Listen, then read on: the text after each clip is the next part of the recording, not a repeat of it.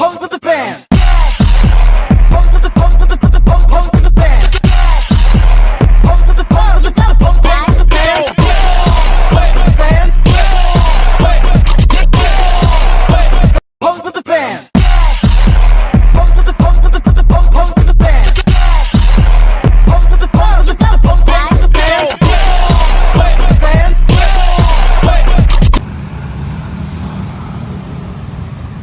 Halo teman-teman, kali ini aku mau menjelaskan gangguan biotik pada pohon Acacia auriculiformis. Lokasinya berada di Departemen Perikanan, Fakultas Pertanian atau pinggir Jalan Agung. Apa aja sih macam-macam gangguannya? Untuk penjelasan lebih lanjut, simak terus ya. Halo teman-teman, pasti kalian sudah tidak asing dengan kata biotik bukan? Tapi kalian tahu gak sih arti dari gangguan biotik? Gangguan biotik adalah perubahan pada tanaman yang mengarah kepada pengurangan kuantitas atau kualitas hasil yang diharapkan sebagai akibat gangguan yang disebabkan oleh organisme hidup, seperti hama, penyakit, dan gulma. Yang pertama hama. Hama adalah organisme pengganggu tanaman yang menyebabkan kerusakan pada tanaman budidaya sehingga menurunkan hasil produksi dan kualitas tanaman. Hama dapat merusak tanaman dengan berbagai cara, seperti menggigit, menghisap, bahkan sampai membuat lubang pada bagian tanaman. Selanjutnya yaitu penyakit. Penyakit adalah kondisi di mana sel dan jaringan tanaman tidak berfungsi secara normal akibat serangan organisme pengganggu tanaman atau faktor lingkungan yang merugikan. Penyakit ini biasanya berupa perubahan warna, perubahan bentuk, muncul bercak, bahkan layu. Nah, yang terakhir gulma. Gulma adalah tumbuhan yang tumbuh pada tempat yang tidak diinginkan. Gulma disebut merugikan karena bersaing dengan tanaman budidaya dan memperebutkan sumber daya seperti air, nutrisi, dan cahaya matahari sehingga pertumbuhan dan produksi tanaman budidaya menjadi terhambat. Pada kesempatan kali ini, kita akan belajar terkait jenis gangguan biotik apa saja yang dapat menyerang pohon Acacia auriculiformis. Untuk memberikan gambaran lebih jelas, simak video berikut ini. Nah, tapi teman-teman jangan khawatir. Ada banyak cara loh untuk mengatasi embun tepung. Yuk kita bahas langkah-langkahnya. Yang pertama, jaga sirkulasi udara. Pastikan tanaman tidak ditanam terlalu rapat agar udara bisa mengalir dengan baik. Kedua, pangkas daun terinfeksi. Segera potong daun yang terinfeksi untuk mencegah penyebaran. Ketiga, gunakan fungisida. Aplikasikan fungisida berbahan aktif seperti sulfur atau kalium bikarbonat.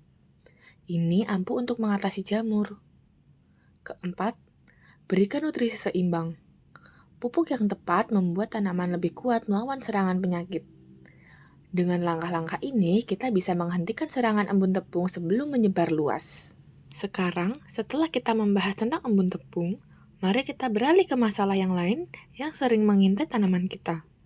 Siapa di antara kalian yang pernah melihat daun tanaman tiba-tiba berlubang atau terlihat robek? Yap, itu bisa menjadi ulat-ulat. Mari kita kenali lebih dekat bagaimana ulat dapat menjadi musuh bagi tanaman, khususnya pada tanaman kita, Acacia auriculiformis ini. Ulat, terutama dari jenis caterpillar, bisa menyebabkan kerusakan yang signifikan. Mereka biasanya akan terlihat jelas saat memakan daun, dan gejalanya pun sangat mudah dikenali. Yang pertama, lubang-lubang kecil di daun. Ini adalah tanda awal. Jangan dibiarkan, lubang ini akan semakin besar dan merusak daun. Kedua, daun yang layu atau menguning. Ulat yang terlalu banyak memakan daun akan membuat tanaman kekurangan nutrisi. Ketiga, penampakan ulat.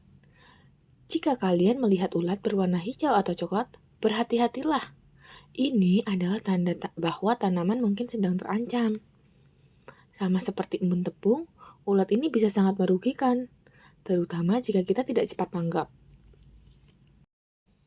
Adapun cara mengatasi masalah ini sebagai berikut. Pertama, pemeriksaan rutin. Lakukan pemeriksaan secara berkala untuk mendeteksi ulat sejak dini. Kedua, pemangkasan daun yang parah. Jika ada bagian daun yang sudah sangat rusak, segera pangkas agar ulat tidak menyebar. Ketiga, menarik predator alami. Sediakan tanaman lain yang menarik serangga pemangsa ulat, seperti contohnya adalah burung. Terakhir, menggunakan perangkap. Pasang perangkat ulat agar populasi mereka dapat ditekan. Nah, setelah membahas perdaunan nih, sekarang kita akan mengamati pada bagian batang pohonnya. Coba perhatikan cabang pohon pada video tersebut. Tidak terlihat sehat, bukan?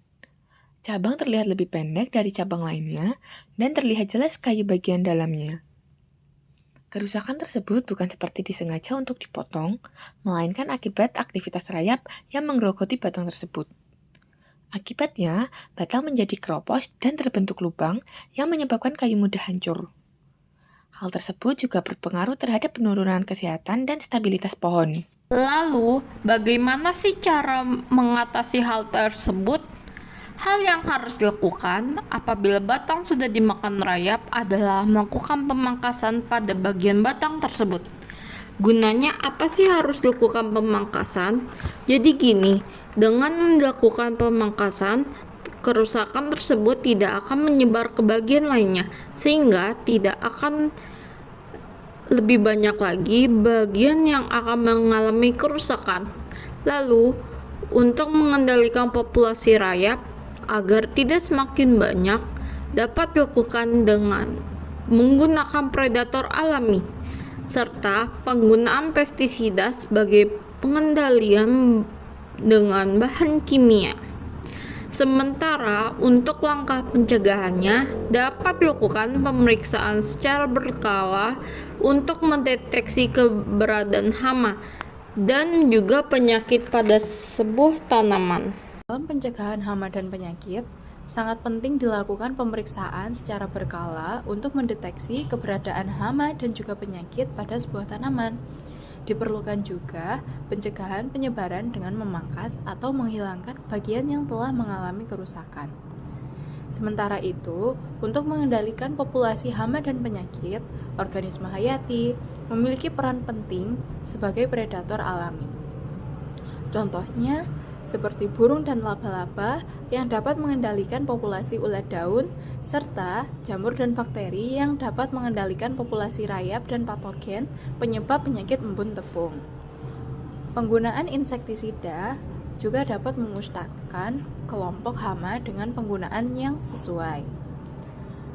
Perangkap juga menjadi tindakan pengendalian untuk mengurangi populasi hama. Pada penyakit embun tepung, juga dapat dilakukan rotasi tanaman secara berkala agar siklus hidup jamur dapat terputus. Nah, dengan memahami gangguan biotik pada pohon akasia, tentunya sangat penting untuk menjaga keseimbangan ekosistem. Akasia tidak hanya berfungsi sebagai penyedia habitat dan makanan, tetapi juga berperan dalam pengendalian erosi serta peningkatan kesuburan tanah. Dengan memahami dampak hama dan penyakit yang menyerang pada pohon akasia tersebut, kita dapat mengambil langkah-langkah untuk melindungi pohon ini, menjaga keberlanjutannya, dan memastikan manfaatnya bagi lingkungan sekitar. Oleh karena itu, mari kita jaga pohon ini agar tetap tumbuh subur dan bermanfaat bagi generasi mendatang. Sampai jumpa.